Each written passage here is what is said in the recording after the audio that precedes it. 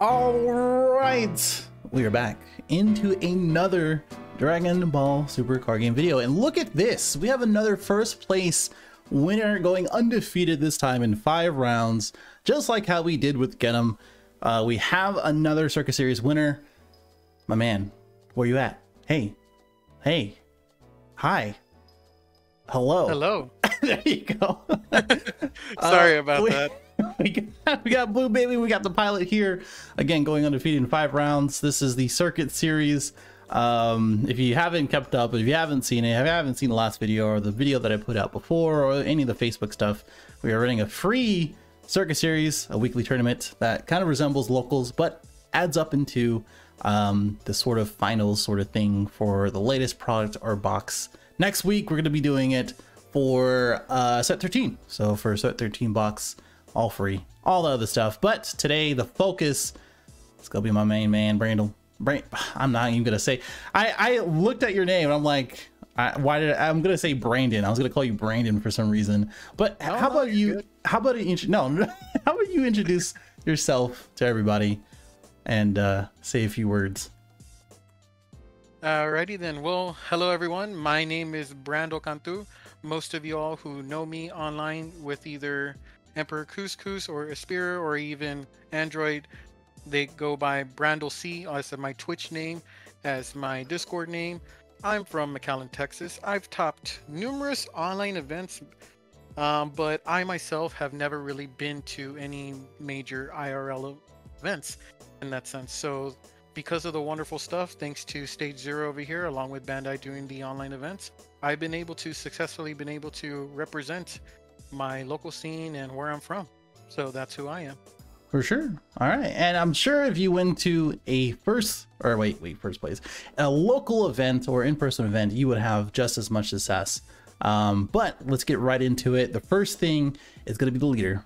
Everybody should know Blue Baby by now. It's been around, and my God, I just realized the unawakened face for Baby looks horrendous. Has it always been like this? I just realized it looks pretty menacing as it is, as it should strike fear into those who play against it. Yeah, I mean, that's fine. That's fine. But it looks like it looks like Joker, who got like facial reconstruction, and like halfway through the doctors just kind of gave up. Yeah, take off the makeup and put it on the hair. There you go. Yeah, that's pretty much what it is. But as far as the leader, unawakened, you play Planet Tuffle, which we'll take a look at in a second. That kind of runs the whole deck. You awaken with draw 2, and you draw again when you attack. And then he has Overlord on the backside. Draw when you attack. You can look at the top 3, choose something with counter skill, and then bottom deck something after that. Is there anything that anybody should know about the leader when playing this deck, by the way? Well, if you ever go into your aggro matchups, you want to make sure that you have any counter skill that is worth noting in that sense. Most times you want to make sure that you have your 3-cost Baby if they're playing anything 4 or less, or if they're going into Topo, to try to make sure that if you're trying to go for game, you want to make sure you can stop that, or you can try to just find your counter in that sense to go ahead and make sure that everything works out perfectly. Most of the deck is counter, so you're just not going to whiff most of the time. Yeah, definitely. And you know, that's the crazy part about Blue Baby, is sort of like, you know, half toolbox, the other half being very annoyingly control and defensive. And you just kind of pick and choose what you need. I think that little bottom deck card is their way of balancing him, but really it's just not, it doesn't help that much. For this, you know, the leader is really good. And just like I was saying, Planet Tuffle sort of runs the whole deck. It's a field card that you play as soon as you play out the leader. And then when you activate a counter skill of a mono blue card, and you cost a 5 or less, you reduce the cost by 1. That 1 costs Mafuba, etc. And then you can take a life anytime, once per turn, during your turn, and then bottom deck a card. Again, is there anything for Planet Tuffle that's pretty important that people should know? Well, honestly, with Planet Tuffle, most of the time I was having to be put in a situation where they would leave me at 5 life, and they thought that I wasn't really running any self-awakens in the deck, but majority of the time I caught them by surprise and just used the Activate Bane to take a life. Yeah, in the sense you pretty much crit yourself, but you get that plus ability to go ahead and awaken during your turn rather than on their turn, and then eventually just use the leader skill to make sure you see more counters, more draws, and apply that pressure if you need to with any of their battle cards instead of giving them any necessary draws off the life. Yeah, yeah, that's something that people should really remember, that they can take life at any point. I always forget. So, you know, trying to do a double strike from 5 to 3 or critical or whatever it may be, it's not really going to work out if they just negate and then you leave them at 5 and then they just awaken. So that's really good. But as far as the deck goes, we have a lot of familiar cards. You know, as far as just Dimension Magic, Mafuba, and even Rebirth of Justice has been popping up his head. But why don't you just take us through the deck and, you know, talk about what's important? So pretty much you always want to see your Revenge Big Bangs. The card does what it should. It untaps an energy, draws you a card. It's a better Dimension Magic. Yeah, maybe some of the time you would prefer having Dimension Magic for the Sparking Negate to take the life, freestand 2 energy, potentially having a Gohan play, a counter play, or any of the sort. And honestly, Revenge Big Bang's just a huge boost to the deck. I know that it's been used in every single baby deck, but man, it's done wonders to make sure that I stay at the life that I've been at. Majority of the time, because of the card, I've been able to stay at a high amount of 4 life all the time. I never really went down below that. So that helped. Mafuba, excellent 1-drop counterattack. Before in the past, it would just be a 2 cost, but with Planetouffle making it a 1 cost, it poses any threat to any boss monster who tries to go ahead and swing for game or just put more pressure, that like revenge blockers that can restand like Android 16. It's just so good to make sure that they don't have any board presence in that sense. Hit Delhi Vanguard, I didn't really use them as much, but the opportunity that struck to go ahead and make sure that I was able to place hit on my opponent's turn to make sure that they didn't have something, get rid of another card, always is a great tech, really. The Gohan and Piccolo, even though it was a one-of, it did catch some surprises to some of my opponents where I was able to bottom deck 2 of their cards, some of them 3, some of them 2, even 1, but I was able to make sure to mitigate their board in that sense. And then, like I said, with the Revenge Big Bang, just restands that energy, gets you that draw, make sure that Piccolo Gohan wasn't even necessarily a waste. Mirror Creator Absorbed, I just want to point him out that you may not use him as much in the sense because you are being defensive. However, if you do want to do that 1 damage because you are using so many negates, you can easily push in that 1 extra damage, get rid of 1 card, a card for card, and it really didn't do much for you in that sense. Those are really like my notable stuff, at least. For sure. Yeah, I mean, we do have a lot of one-ofs. Some, again, some of them are obvious, like Champa and The Secret, right? And he explained already, yeah, you know, with the others. So, yeah. I mean, the Kami itself. Oh, sorry about that. I was actually just about to ask you about the Kami. How did that go? Well, I never really used the Kami, but the Kami was always in my hand. And if any of my opponents ever went wide in that sense, I was always ready. And going back with Dimension Magic, Revenge Big Bang Attack, easily used. So that way the Kami was played, net me a card if I ever needed to draw a card. And the board wipe, it never really came up, but I'm pretty sure in any other matchup that was aggressive in that sense would have been an excellent choice. Yeah, and speaking of board wipe, we do have the Rebirth of Justice. I think it plays out what, the baby, the Boony, the Marichon, but all 5-drop or less blue. Right, and then the of course the Frieza. Did you end up using that? Oh yeah, Frieza's so good. Yeah, I mean for sure. Did you end up using that against anybody? Actually, yes, I did. I was able to use it against one of the players, and it was just, it worked out more than what I anticipated, just because I was afraid of any other counterplays that they were going to use. I went up against majority just blue and yellow, so I was afraid of the Cold Bloodlust. I was afraid of the Trunks counterplay. So majority of the time, I tried to play around it the best that I could, so that there would be no counterplays in that sense. And surprise enough, the Frieza was able to go in with no threats to him. Nice. Okay, good.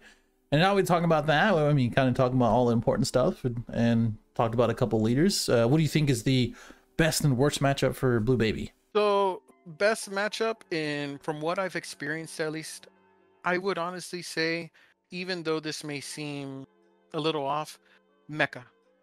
And I say Mecha is one of the better matchups for this is because majority of the time they want to go ahead and take the life to use U9 Assemble, but because Baby never really taps out, he never really gives the Frieza player any advantage towards the U9 Assemble. So with Baby Diabolic Parasite, I actually ran them into a matchup where instead of doing the U9 Assemble, they were going into the Bergamo Giant Force. And with that, they were able to play free cards without needing U9 Assemble towards that. Because Diabolic Parasite stopped a lot of threats in that sense, I was able to make sure that both U9 Assemble and Giant Force of the Bergamo was unable to really play any cards. So in that sense or that regard, I feel like this is a better matchup for Baby just because it stops anything from being played freely. Now to go into the worst matchup, I would honestly say anything who's playing hand destruction. Yeah. Blue in general has a very hard time coming back from hand destruction. And even though Baby does get a lot of good cards, both with the Unison and anything in terms of the counter plays, counter negates that net me any cards, the hand destruction will always beat Blue's able to regenerate the hand. Even if the leader itself isn't able to get a +1 off of the activate main to get a counter card, it's still not replacing what I would have had in the sense of drawing an additional card. It's only keeping me at the same amount. So anything really green that is hurting the deck from making me keep those cards in hand will just belittle me until I have nothing to defend with. Right. And are there any pieces of ice to go against that? Well, going into set 13 in a best of 3 format, or if people do choose to main deck this card, would be Deborah Ritual at hand. I know you've probably gone into it.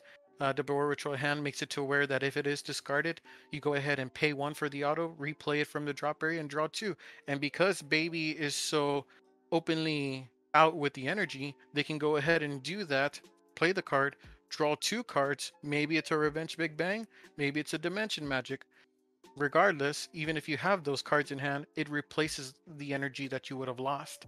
So even if you were fully open, had all your energy, they made you discard with Rebrian, you pitch it, you play Deborah, pay 1, draw 2, and then you just negate the next attack, and now you're back to full energy if you need to use it.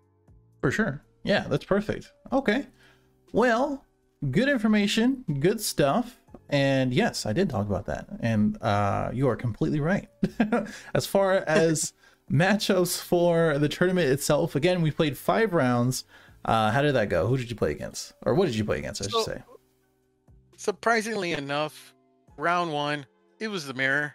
Blue Baby, card for card. Oh, right. I forgot. I stumbled in. I was like, this looks terrible. I forgot. Yeah, I know. Legit, the guy ended up showing up. And turns out him and I were the only Blue Baby players in the entire tournament. Yep. So what were the chances for that? Honestly, he ended up trying to go ahead and go for my Unison when I got to turn 3. But he didn't really kill the Unison all the way. He left me down to 1 and actually went towards my leader while I was at 6 life. So I kept my Unison on board. And then the next turn, I just took the life off of Planet Tuffle, awakened, put my Unison back to 3, and I kept going from there, and I had more advantage. I made sure that he didn't awaken until I felt that it was ready for him, and he never used Planet Tuffle during the entire time. So it was just a plus for me in that end. Nice. For round 2, another blue deck, Android 21, the token spam deck. I really didn't have any issues with that necessarily, mostly because he gave me tokens, and because Baby is a more defensive deck, I was able to pressure with bodies and negates, so it was the best of both worlds in that sense. But I didn't really feel that it was a need until I ended up getting to turn 4 with Obuni to add even more pressure with more tokens. So swinging with the 10s and then swinging with my 15s ended up applying as much pressure as I needed. Okay. Round 3 came to Mecha. As I stated before, because I have so much open energy, U9 Assemble was not really an issue to me. So I just played the waiting game. Got to my turn 7, played Android 17. He couldn't counterplay it, so I got rid of his hand, used my unison to go down to 2 markers, gave my leader plus 15 and double strike. He was at 2 life and just went GG from there. Round 4, Android 16. Now, this was a matchup I wasn't really anticipating because it was another blue deck. I really thought I was going to go against a different color, but blue was really prevalent in this tournament. It was really beneficial for me because I didn't know this, but if the leader is able to play an Android 16 from the energy, they ramp in energy. But because I had so many counterplays, he could never replace that energy from it. So it was just a very good matchup for me. I believe he was at maybe 5 or 6 energy and went down to 4, but he just never charged after that. So I just stayed in advantage with energy, stayed in an advantage with hand, and just took the game from there. Okay. As for round 5, I went up against the yellow starter deck Baby.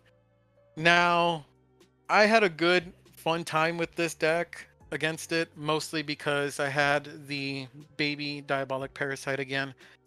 When he tried to rival the 4-drop Baby, red yellow, I was able to counterplay with my Baby and made sure that he wasn't able to play it.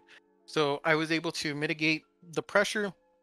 I made sure I had Heroic Prospect Trunks in hand at all times, just because he didn't have enough energy to really go and push in with SS4, Goku, a Heartfelt Plea, and anything else that was above his energy in that sense.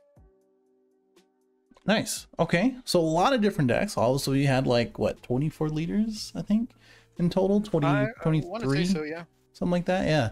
I mean, good variety, a lot of blue, just like you were saying. Yeah, I mean, turned out again going undefeated, just ended up being that way. So that's really good. And that kind of takes us to, why this deck? Why did you pick this deck over anything else? I think last time you played Soul Striker, right? Yes, I played Red Blue Soul Striker in that regard. And for me, as a blue player, I've always stick to blue as my home color. I've started this game since set 2, and I started off with Soul Striker as my leader, went into Crit Vegeta, but mainly I'm a defensive player when it comes to trying to play any deck. You see me playing red, I'll play Topos, I'll play Violent Race. You see me playing green, I'll play Dormant with any other negate that I can.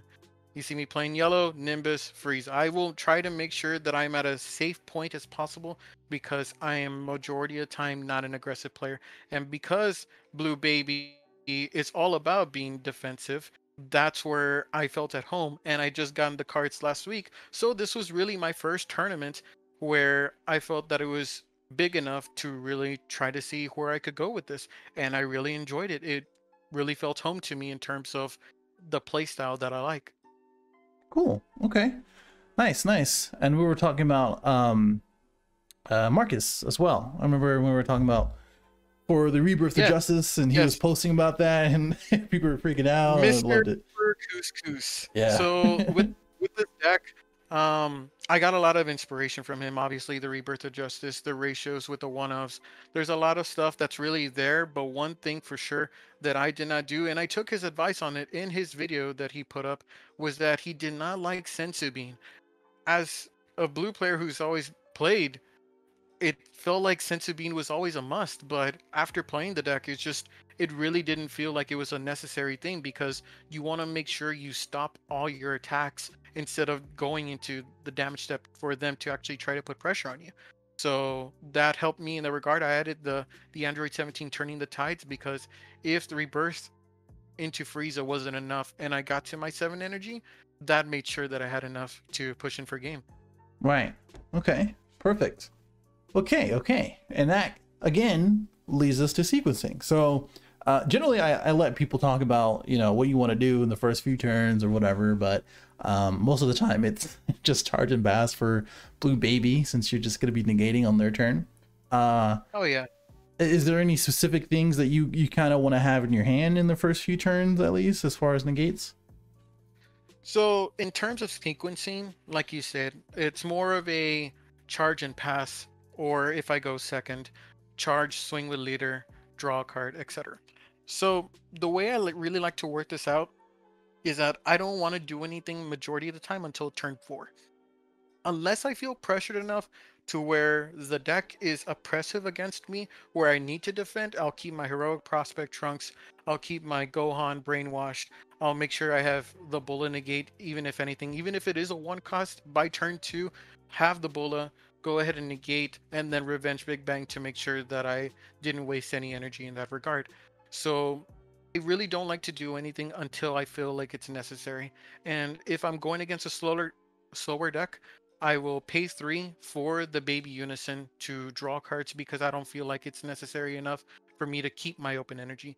Majority of the time, if it's an aggressive deck, I'll wait until turn 4 to pay 3 for my Unison because that's when I have my open energy. Most of the time, I won't have the sparking for it because I'm just holding my cards until it's at the right moment where I'm awakened and I feel, okay, I don't need to take any more life. Now I can do something. Cool. Nice. Okay.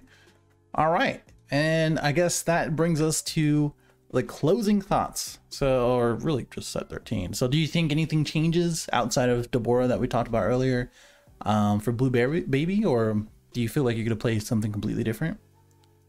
So I don't really feel like the deck itself can be changed unless you want to go ahead and go with the Janemba route. You can still play the package to where you use the Toa to put bottom deck the servant, play the Toa, replay the skillless, and then go ahead and do the Janemba chain. Or you can go ahead and tech in the new SS2 Gohan where it plays itself for 4 energy if you want to go that route, so you can go ahead and apply more pressure with it because it is a big body and it does pose a threat to the board. In that sense, it gets you an energy with the skillless if you choose not to go ahead and board wipe them in that regard or apply more pressure with it. So that's something that some people may consider in that regard. I don't know personally, I haven't really tested that out. But as far as set 13 wise, I would like to go ahead and go into Mechikabura. That's the deck of choice that I'm going into. I've gotten the majority of the cards. I know someone already got a play set of all the pre-release cards, and that is commendable to them. For you, sir, that you did that, good job.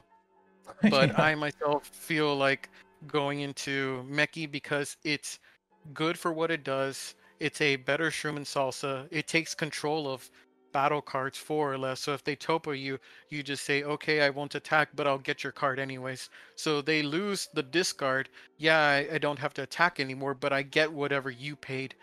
The Salsa, I want to say, nets you a card when it draws. So you get a draw 2 every time, even if you don't, if bottom deck a card for the leader skill to take something, that's a +2 every turn. It's practically a unison in that sense, like Baby, but it's still a 15k body, and that can be attacked over, of course. But it has a topo itself with Poutine. It has a board wipe for Pain 4, gets out the Mechikabura, goes ahead and takes whatever of his choosing that's 7 or less, plays it 30Ks if you go against Dark Broly in that sense. It's just really strong in my opinion, and that's what I want to lean towards. Cool. I'm probably leaning towards myself. Honestly, either that or King Vegeta, Oh. but that's a different story. But cool. Very, very cool. Yeah, that's the end of it, really. I mean, tell us what you think. I'm sure he'll be in the comments if you have any questions, and if we miss anything or got anything wrong, which I don't think we did. I think everything Everything's good. yeah, I think everything's been covered. I think everything's been good. But do you have any shout outs, anything else you wanna say before we close this one out? So big shout out to my girlfriend Damaris. She's been a huge motivator for me. She's been going through cancer, and she's always Oh dang. keep me going. I'm sorry. I said, dang, oh man, that Yeah, sucks. she has a cute leukemia, and she's been more positive to me than anything in regard. She's cheered me on, being my being my number one fan in that regards.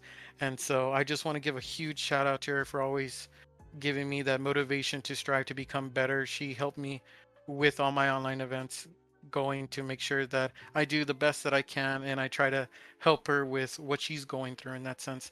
Another shout I want to give out to is my buddy Philip Tran. You've seen him in the Twitch chats.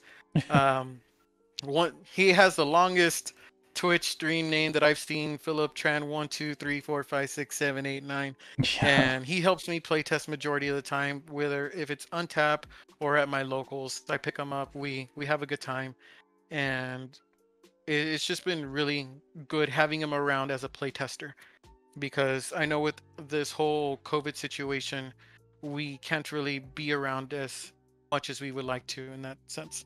Another shout out I want to give is to my locals, Kaboom Comics, for having IRL events. They've been going at this for, I want to say, since January of this year. And so that's helped me as a player to want to go ahead and do better in that sense. Two other shout outs I want to give is to Mr. Android over here for hosting such a great event. I love being part of his competitions. It's nice, it's fun, it's relaxing, it relieves stress, and I feel like anyone who has the opportunity to be part of this is someone who is taking their chance, going to become better, just like myself over here. I've never really done this sort of type of video, but I am honored to be part of it. Oh, stop. As for as for my last shout out to Emperor Couscous, because he's hosted so many good streams. I know he's going to be taking a break for a while, but I just want to say thank you for all that you've done. We hope that you come back whenever you feel you're ready, and thank you for inspiring me to play the deck that I played this past weekend. For sure. Awesome. How can you hate this guy, folks? If anything. Hope everything works out. Thank you for everything. Obviously, I'm going to thank you after this video, but I hope you guys enjoyed. Timestamps in the description and on the video. Subscribe if you're new, like, dislike, follow me on Twitter. No, I don't have a Twitter. Facebook, Twitch, join the Discord, join the tournaments. Say bye, Brandall. Later. Bye.